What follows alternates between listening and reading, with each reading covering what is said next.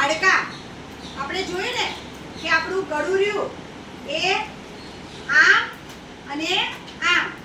એ બે બાજુ આમ ફરે છે આમ આખું ગોળાકાર ફરતું નથી પછી જુઓ આપણું આ જડબું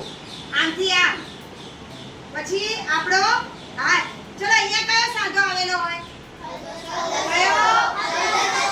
હલનસ્તો પછી આને શું કહેવાય છાતીનું પિંજરું શું કહેવાય છાતીનું પિંજરું શું કહેવાય છાતીનું પિંજરું આની અંદર આપણા ફેફસા અને હૃદય રક્ષાયેલું છે પછી જો આના હાથ આ કયું હાડકું છે કોણીનું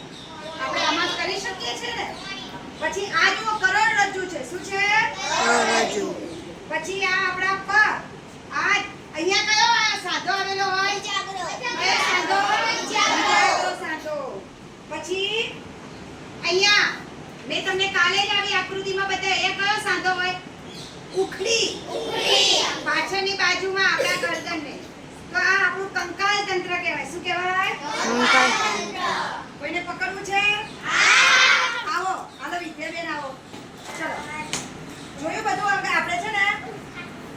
આ છાતીનું પિંજરું પછી અહીંયા આપણી કિડની રક્ષાયેલી હોય આ પગ તમને ખબર છે છોકરાઓ સૌથી લાંબુ હાડકું આપણા શરીરમાં કયું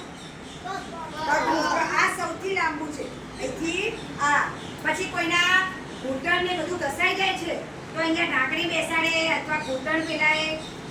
નવાબ કરે છે ને તો અહીંયા ઘૂંટણનું લાકડું આ કોણીનું લાકડું તો પકડો તો વિદ્યા